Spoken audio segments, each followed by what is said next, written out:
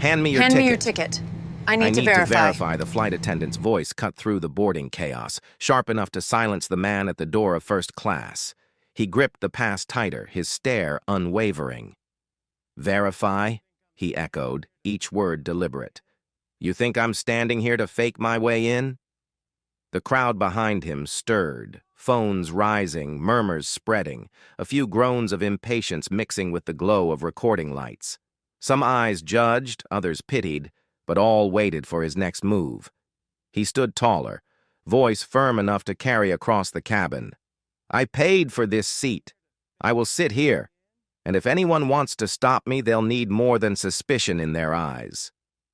The air thickened, every second stretching like wire about to snap. No one knew that what followed would rewrite the story of this flight. If you were there, would you stay silent or speak out? Jonathan's boarding pass was pristine, purchased 3 days prior directly from Pinnacle's website, a detail he had been careful about, wanting an authentic customer experience before next week's board meeting about the acquisition integration. Ashley took the ticket with 2 fingers, as if it might stain her manicured nails, studying it with the intensity of someone looking for forgery in a masterpiece. Seat 1A, she announced, loud enough for nearby passengers to hear. That's our premier suite, the most exclusive seat on the aircraft. The way she emphasized exclusive suggested a club whose membership requirements Jonathan could never meet, regardless of his bank account. She reached for the cabin phone with theatrical deliberation. Ground control? This is Ashley on PA 447. I need verification on a first-class passenger. Her voice dropped to a stage whisper that carried perfectly in the confined space. Jonathan Mitchell, seat 1A. Yes, I'll hold. While Ashley performed her investigation, a white businessman in an Armani suit brushed past Jonathan. Ashley immediately brightened, her entire demeanor transforming. Good morning, Mr. Davidson. Welcome aboard. Your usual seat 1B is ready, and I've already prepared your pre-flight champagne, 2 ice cubes, just how you like it. She didn't check his boarding pass, didn't verify his identity, didn't make him wait. Jonathan observed every detail. The way Ashley's colleague Brian leaned in when she whispered, "Something's not right about this." The way 3 more first-class passengers were welcomed warmly while he stood waiting like a defendant awaiting verdict. The way Ashley's fingers drummed against the counter in a rhythm of impatience. His phone vibrated. A message from his executive assistant. Sir, acquisition integration meeting confirmed for Monday. All department heads will attend. He typed back, may need to address company culture sooner than planned. Mr. Mitchell, Ashley returned, holding his boarding pass as if it were contaminated evidence. There seems to be some confusion with your booking. Perhaps you should check economy. Sometimes our system has glitches with unusual purchases, third-party websites, you understand, discount aggregators. I purchased this directly from your website, Jonathan responded, his voice steady as a heartbeat. Full fare, first class. Would you like to see the email confirmation? Brian joined Ashley, creating a subtle human wall. Is there a problem here? He asked. Though his tone suggested he already knew the answer, the problem was Jonathan's presence in their pristine first-class cabin. No problem, Jonathan said quietly, pulling out his phone. He opened his camera app, keeping it at waist level, subtle but recording. Just waiting to take my seat. Ashley's smile became sharp enough to cut glass. Well, we need to verify this thoroughly. Captain's orders, security protocols. You understand, especially with everything happening in the world today. The implication hung heavy. Jonathan was a potential threat requiring additional scrutiny. I'll need to get our captain, Ashley announced, her voice carrying a note of triumph, as if calling in reinforcements for a battle she intended to win. Captain Hayes has final authority on passenger seating. Protocol. Captain Robert Hayes emerged from the cockpit with 30 years of aviation authority in his stride. His uniform was immaculate, his gray hair precisely combed, his jaw set in the expression of someone who had already decided the outcome before hearing the evidence. When his eyes found Jonathan, the lone black face in the first-class entrance, his expression hardened from skepticism to conviction. "What's the situation, Ashley?" Robert's voice carried the weight of command, the tone of someone who had never had his authority questioned. "This gentleman," Ashley gestured toward Jonathan, stretching gentleman into something that sounded like an accusation, "claims to have a first-class ticket. Seat 1A. But, Captain, I've been doing this for 15 years, and something doesn't feel right. I've never seen him on our premium passenger list." Robert studied Jonathan with the calculating gaze of someone determining threat levels. His eyes lingered on Jonathan's Rolex, his tailored suit, his calm demeanor adding up the evidence and finding it inadmissible. "Where did you purchase this ticket, mister?" "Mitchell. And I purchased it directly from Pinnacle Airlines' website 3 days ago." "Which credit card?" Robert asked, a question that hung in the air like a test. "Is that relevant to the validity of my ticket?" Jonathan kept his voice level, professional. "Everything is relevant when we're protecting our passengers from potential fraud," Robert replied. "We've had issues with stolen credit cards, identity theft, especially with high-value purchases. You understand." From seat 2B, Richard Hawthorne's voice boomed with entitled impatience. "For Christ's sake, just send him to the back so we can take off. Some of us have actual meetings in New York. Real business to conduct." The words "actual" and "real" landed like slaps. Jonathan felt the familiar burn of rage in his chest, the same fire his grandfather had felt in Alabama in 1965, the same fire his father had felt breaking barriers in corporate America in the 1980s. But Jonathan had learned to forge that fire into something more powerful than anger. He pulled out his phone openly now.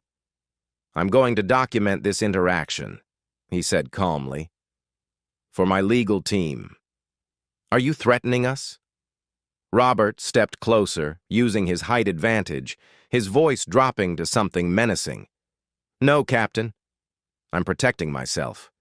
There's a difference." Jonathan typed a quick message to Marcus Williams, Pinnacle's VP of Operations, a man who had no idea his new boss was currently being harassed on one of their planes. "You need to monitor PA 447, now." Ashley called over Sandra, another flight attendant. "We're going to need backup here." This passenger is becoming combative. Combative? Denise Coleman, a black woman in seat 2F, stood up.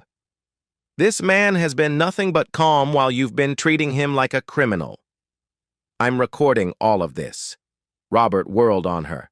"Ma'am, sit down immediately or you'll be removed as well. Interference with crew duties is a federal offense. The tension in the cabin had become electric, dangerous, ready to spark into something larger." Captain Hayes raised his voice, ensuring every first-class passenger could hear his pronouncement. "Mr. Mitchell, after careful consideration, I'm exercising my captain's authority to deny you seating in this section. We have reasonable suspicion that your ticket may have been obtained through fraudulent means." The words echoed through the cabin like a judge's gavel. Several passengers had their phones out now, the red dots of recording lights creating a constellation of witnesses. The modern jury of public opinion was assembling in real time, though they didn't yet know they were about to witness a corporate execution. "Fraudulent?" Jonathan repeated, his voice carrying a dangerous calm. "Based on what evidence, Captain?" "Based on 20 years of experience identifying suspicious passengers," Robert replied with the confidence of someone who had never been held accountable for his suspicions. "Now, you have two choices. Move to economy class if we have space or deplane voluntarily." Ashley added with false sympathy that fooled no one. "Security is already on their way, Mr. Mitchell. Officer Thompson and his team should be here momentarily. We can do this the easy way or the hard way." Jonathan felt the weight of every eye in the cabin. Some held sympathy, most held impatience.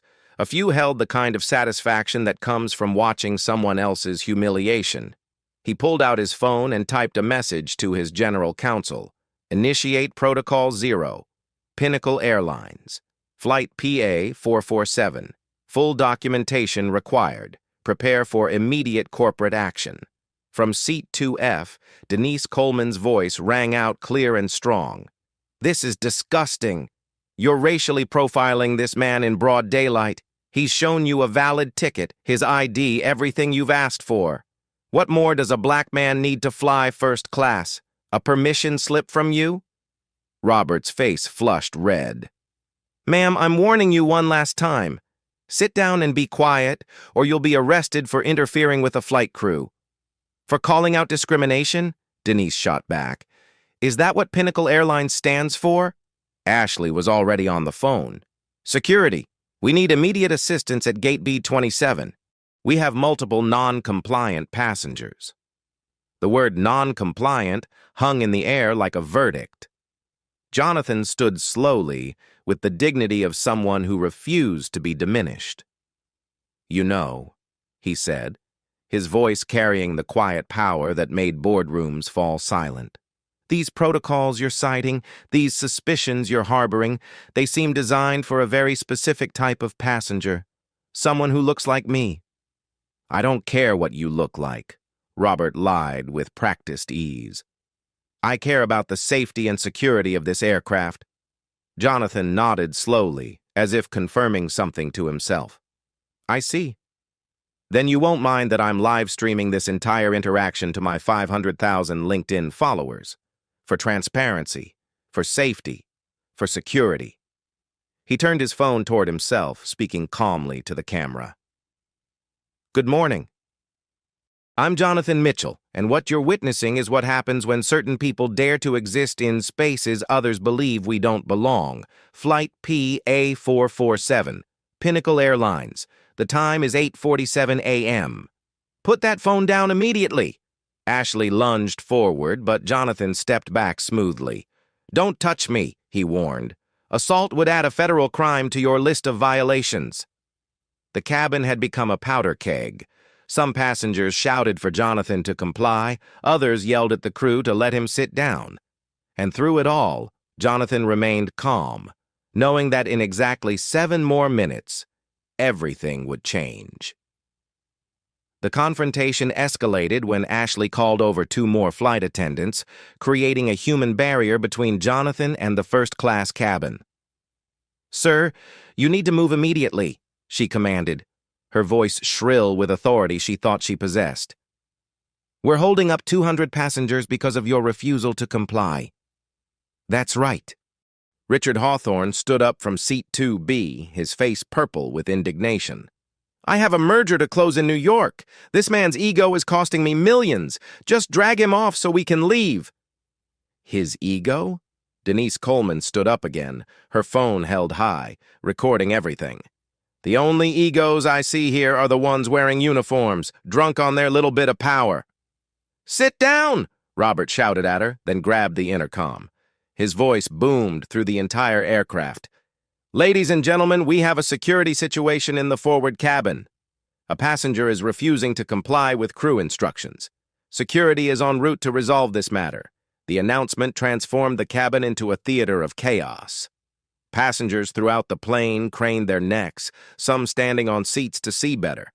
Multiple phones emerged, their cameras hungry for conflict. Jonathan heard fragments of conversation. Is it terrorism? Just some black guy who won't move. This is going on Twitter right now. Jonathan opened his LinkedIn app, where his followers included CEOs, journalists, civil rights attorneys, and now, unknowingly, thousands of Pinnacle Airlines employees. He went live. I'm Jonathan Mitchell, and I'm being removed from a flight for the crime of purchasing a first-class ticket while black. This is happening right now on Pinnacle Airlines Flight PA-447. The viewer count exploded. 10,000, 50,000, 100,000, climbing exponentially as shares multiplied across platforms. Comments flooded in faster than the screen could display them. The cabin door opened with authority. Officer Thompson entered 6 feet 3 inches of muscle and tactical gear, followed by 2 other security officers. Thompson was a veteran who had removed hundreds of passengers over his career, most quietly, some forcibly. His hand rested on his equipment belt as he surveyed the scene with practiced assessment. "What's the situation here?" Thompson asked, though his eyes had already identified Jonathan as the target. "This passenger is refusing to comply with captain's orders," Robert explained, his confidence returning with the arrival of enforcement. "He needs to be removed from the aircraft immediately." Thompson stepped forward, his presence filling the narrow cabin entrance. "Sir, I need you to come with us. We can sort this out in the terminal." "Officer," Jonathan said, his voice still remarkably steady, "I have a valid first-class ticket that I purchased legally. I've shown all requested documentation. On what grounds am I being removed?" "The captain has final authority on this aircraft," Thompson replied. "If he says you go, you go. That's federal law." "Then I want to speak to the CEO of Pinnacle Airlines," Jonathan said. "Right now." Robert actually laughed, a harsh bark of disbelief. "The CEO? You think the CEO cares about you? You think you're that important?" "More important than you know," Jonathan replied quietly. Ashley joined in the mockery. "Should we call the president too? Maybe the Pope? Anyone else you'd like to bother with your delusions?" The live stream viewer count hit 500,000, then 750,000. Comments were coming so fast the screen blurred. Major news outlets were picking up the feed, rebroadcasting it with breaking news banners.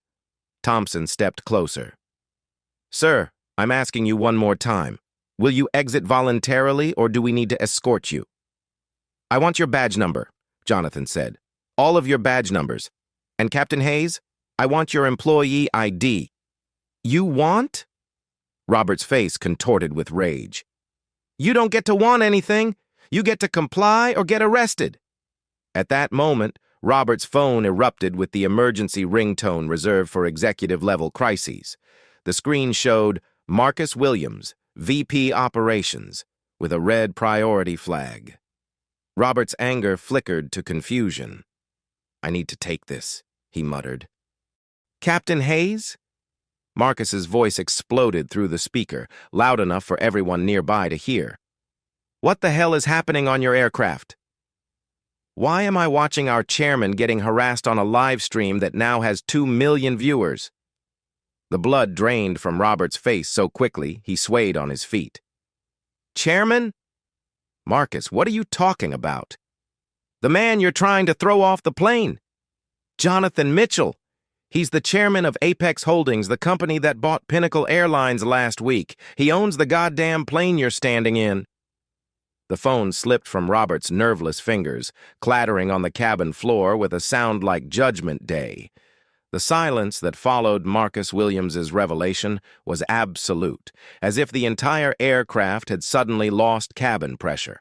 Every person in first class stood frozen, their phones still recording, capturing the exact moment when power revealed itself in its rawest form. Ashley Parker's hand flew to her mouth, her eyes wide with the recognition of catastrophic error. Officer Thompson took 3 steps backward, his hand moving away from his equipment belt as if it had turned to molten metal. Marcus's face appeared on the screen of Robert's fallen phone, his expression a masterpiece of corporate panic. "Mr. Mitchell is the chairman of the board of Apex Holdings.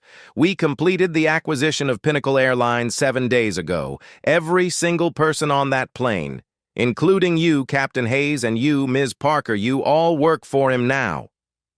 Jonathan bent down and picked up the phone with deliberate calm, handing it back to Robert, whose hand shook so violently he nearly dropped it again. "Thank you, Marcus," Jonathan said, loud enough for the speaker to pick up. "I've seen everything I needed to see." He turned to face the cabin, where 2 million viewers on his live stream were about to witness corporate justice in real time. "Ladies and gentlemen, what you've just witnessed is precisely why Apex Holdings acquired Pinnacle Airlines. Not for profit margins or market share, but because the cancer of discrimination has metastasized throughout this industry. Today, we begin surgery. The transformation in Robert and Ashley was pitiful to watch. Robert's authority evaporated like mist, leaving behind a hollow-eyed man who suddenly looked every one of his 58 years. Ashley's carefully maintained composure crumbled entirely. Tears began streaming down her face, carving channels through her foundation. "Mr. Mitchell," Robert stammered, his voice breaking like a teenager's. "Sir, we didn't know." "That's exactly the point, Captain Hayes," Jonathan replied, his voice carrying the weight of every injustice he'd ever endured. "You didn't know I owned this airline, so you showed me exactly who you are. You demonstrated what happens to black passengers on Pinnacle flights every single day when you think no one with power is watching." He turned to the camera, where the viewer count had passed 2.5 million. "But someone is always watching now. Everyone has a camera. Everyone has a voice. Everyone has power." Denise Coleman began clapping slowly from seat 2F, the sound sharp and deliberate in the stunned silence. Another passenger joined, then another. Soon the applause spread through first class, not the polite golf clap of corporate events, but genuine emotional appreciation for witnessing justice served at 30,000 feet of potential altitude. Jonathan held up his hand for silence. "Captain Hayes, Miss Parker, you are both relieved of duty immediately. Please exit this aircraft." "Mr. Mitchell, please," Ashley sobbed, mascara running in black streams. "I have 2 children. I'm a single mother. This job is all I have." "I didn't mean dash." "You meant exactly what you did," Jonathan interrupted, not unkindly but with absolute firmness. "You meant to humiliate me. You meant to make me feel less than human. You meant to exercise power over someone you saw as beneath you. The fact that I own this airline doesn't make your actions worse. It reveals they were always unacceptable, regardless of who I am." "Sir, please," Robert tried, his captain's authority reduced to begging. 30 years of service, my pension, my family. I can change. I can learn." "You had 30 years to learn, Captain. 30 years of opportunities to treat people with dignity, regardless of their skin color. You chose not to." Jonathan turned toward the cockpit. "First Officer Martinez, please report to the forward cabin." Sarah Martinez emerged from the cockpit, having heard everything through the open door. Her face was professional, but showed clear disgust at her colleague's behavior. She was a 15-year veteran, passed over for captain 3 times despite exemplary records, a fact Jonathan had noted when reviewing personnel files. "Yes, Mr. Mitchell? Congratulations on your promotion to captain for this flight. Are you prepared to fly us to New York?" Sarah stood straighter, her eyes bright with unexpected opportunity. "Absolutely, sir. It would be my honor." Jonathan turned to Officer Thompson, who had remained frozen in place throughout the revelation. "Officer, thank you for not escalating this situation. You're free to go." Thompson nodded quickly, relief visible on his face, and exited with his team, grateful to escape the blast radius of this corporate nuclear explosion. "Ladies and gentlemen," Jonathan addressed the cabin, his voice carrying to every corner, "I apologize for this delay. Every passenger on this flight will receive a full refund and a voucher for future travel. Ms. Coleman," he turned to Denise, "Pinnacle Airlines would like to offer you lifetime platinum status for standing up to injustice when it would have been easier to remain silent." The cabin erupted in genuine applause this time. Richard Hawthorne, the man who had demanded Jonathan's removal, sat frozen in his seat, his face pale as he realized his words had been broadcast to millions. "Mr. Hawthorne," Jonathan addressed him directly, "you'll make your meeting? But I hope you'll spend the flight thinking about what actual business means and who gets to conduct it." The removal of Robert Hayes and Ashley Parker from the aircraft was captured by dozens of phones, their walk of shame becoming instantly viral. Robert's captain's wings, worn with such pride for 2 decades, seemed to physically weigh him down as he stumbled through the jet bridge. Ashley had to be supported by a ground crew member, her legs barely functioning as the magnitude of her actions crashed down upon her with the force of a judicial verdict. Within an hour, as Flight PA-447 finally pushed back from the gate with Captain Sarah Martinez at the controls, the first Latina captain in Pinnacle's history to fly the New York route, the business and media world exploded. Jonathan's live stream hit 50 million views within 24 hours. #1 Pinnacle discrimination became the #1 trending topic globally. The video was dissected on every major news network, with aviation experts and civil rights attorneys providing round-the-clock commentary on what many called the most documented case of airline discrimination in American history.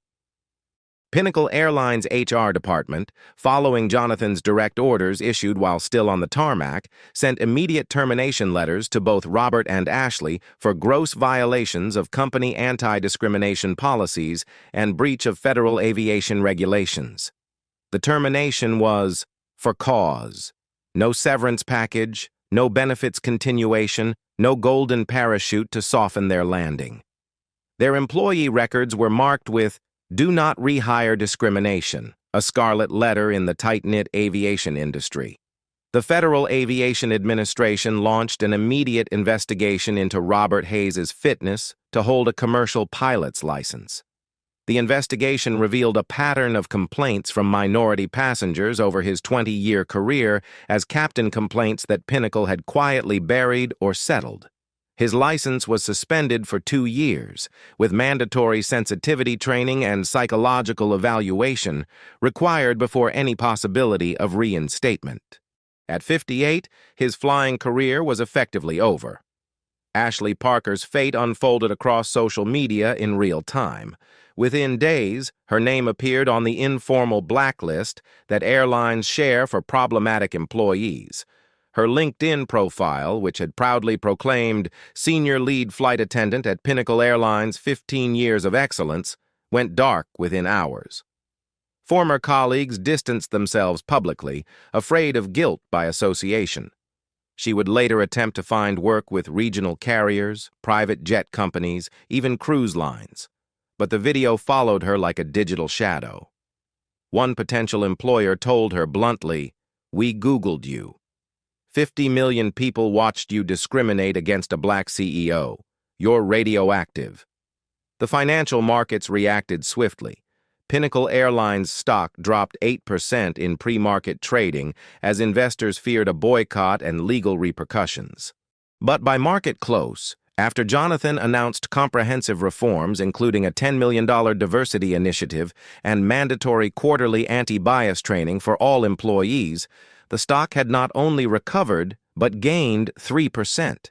Wall Street, it seemed, believed in Jonathan's vision of transformation more than it feared controversy. Robert attempted to mount a legal defense, hiring a prominent attorney to sue for wrongful termination. The lawsuit claimed he was simply following established security protocols and that his termination was retaliatory. The case collapsed within a week when Jonathan's legal team presented the cockpit voice recorder from Flight PA-447. The recording, subpoenaed during the FAA investigation, captured Robert telling his co-pilot before meeting Jonathan, "Another one trying to sneak into first class." They never learned their place. The audio became another viral moment, cementing Robert's disgrace and causing his attorney to withdraw from the case. Ashley gave exactly one interview to a sympathetic podcast host who promised a fair hearing. She tried to explain her actions as a misunderstanding, claiming she was simply being cautious in dangerous times and that her concerns had nothing to do with race. The interview backfired spectacularly when the host fact-checked her in real time, revealing that she had processed 12 white first-class passengers that same morning without requesting any additional documentation. When confronted with this fact, Ashley broke down crying and ended the interview.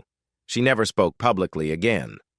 3 weeks after the incident, Jonathan testified before Congress at a hearing on discrimination in commercial aviation. The video from Flight PA-447 was entered into the congressional record and played in its entirety. His testimony led to the passage of the Aviation Equality Act, requiring all airline employees to undergo quarterly anti-bias training, establishing federal oversight of discrimination complaints, and imposing fines of up to $10 million per incident for airlines found guilty of systematic discrimination. The law was known informally as the Mitchell Protocols. 1 week after the incident that transformed American aviation, Jonathan Mitchell stood before a packed auditorium at Apex Holdings headquarters in Atlanta. The room overflowed with journalists from around the globe, civil rights leaders who had fought this battle for decades, aviation industry executives trying to understand the new landscape, and hundreds of Pinnacle Airlines employees who had driven through the night to hear their new chairman speak. What happened on Flight PA-447 was never about revenge, Jonathan began, his voice carrying the same calm authority he had maintained throughout his ordeal. If I wanted revenge, I would have quietly fired those responsible and moved on with my life. What happened was about revelation, pulling back the curtain on what millions of Americans experience every day when they dare to exist in spaces others believe we don't belong. He paused, looking directly into the main camera, knowing his words would be carried to millions still watching this story unfold. I bought Pinnacle Airlines because I believe in what aviation represents, the ability to transcend boundaries, to connect humanity, to make the world smaller and more united. But how can we connect the world if we can't even connect with each other's humanity at 30,000 feet? The $10 million fund we're establishing isn't just about training more pilots and flight attendants from underrepresented communities, though that's crucial. It's about changing the culture of aviation from the inside out. It's about ensuring that no child watches their parent humiliated for daring to succeed. It's about making sure that excellence is recognized regardless of the package it comes in. He pulled out a worn photograph from his pocket, a black and white image of a young woman in a cleaning uniform standing in front of an airport window, watching planes take off. This is my grandmother, Dorothy Mitchell. She cleaned airports for 40 years. 40 years of watching planes take off and land. But she never flew on one, not once. When I was 8 years old, she brought me to work one day. I pointed at a plane and said I wanted to fly on it. She pulled me close and whispered, "Baby, those planes aren't for people like us." Jonathan's voice caught slightly, the first crack in his composure. "Well, Grandma, I didn't just fly on the plane. I bought the whole airline, not for revenge, but to make sure no grandmother ever has to tell her grandchild those words again." Human dignity, he continued, his voice growing stronger, isn't determined by the color of your skin, the size of your bank account, or the seat you can afford. It's inherent. It's non-negotiable. And from this day forward, anyone who flies on Pinnacle Airlines from first class to economy will be treated with the respect they deserve as human beings. Period. The room erupted in sustained applause, but Jonathan raised his hand for silence. He had one more thing to say. To Robert Hayes and Ashley Parker, wherever you are, I hope you use this experience to grow. I hope you examine not just your actions that day, but the beliefs that made those actions feel justified to you. Redemption is possible, but it requires honest self-reflection. The same grace that you denied me, I extend to you now the opportunity to become better than you were. Jonathan leaned forward, his final words carrying the weight of both challenge and inspiration, speaking not just to the room, but to the millions watching across the world. To everyone watching, every person who has ever been made to feel small, unwelcome, or unworthy because of who you are, I need you to understand something vital. Your silence is their permission. When you witness discrimination, document it. When you experience injustice, speak it. When you see someone standing alone against prejudice, stand with them. The camera in your pocket is more powerful than any weapon ever created. The live stream that protected me from further humiliation became the tool that exposed a system of discrimination that has festered in darkness for too long. But technology alone won't save us.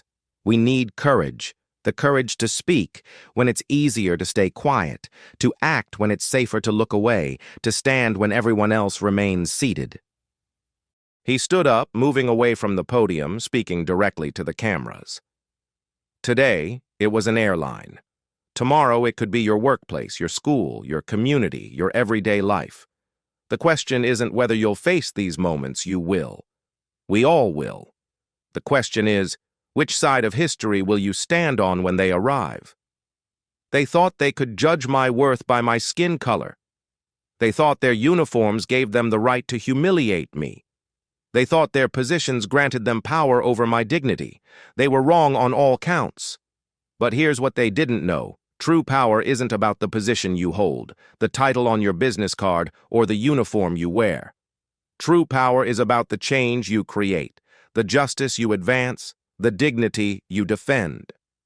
Every revolution begins with someone saying no more. Today, at a potential altitude of 30,000 feet, we set it together. But the work isn't finished. It's never finished. Justice isn't a destination, it's a journey. And that journey requires all of us. Jonathan moved back to the podium for his final words, each one deliberate and clear, his voice rising with controlled passion. So I ask you, what will you do with your power? How will you use your voice? When will you say, enough? Because if a grandmother's grandson from Atlanta can buy an airline to prove that dignity isn't negotiable, imagine what you can do in your own sphere of influence. Justice may sometimes arrive late to the gate. It may get delayed by weather, by prejudice, by fear, by the comfortable complicity of those who benefit from injustice. But when justice finally boards, when it takes its rightful seat, when it claims its space, nothing, absolutely nothing, can stop it from reaching its destination. He paused, letting the words sink in, then delivered his final line with a slight smile. The flight to equality is now boarding. There's no first class or economy on this journey. We all fly together, or we don't fly at all. The question is, are you ready to fly? As he walked off the stage, the room exploded into thunderous applause that lasted for 5 full minutes.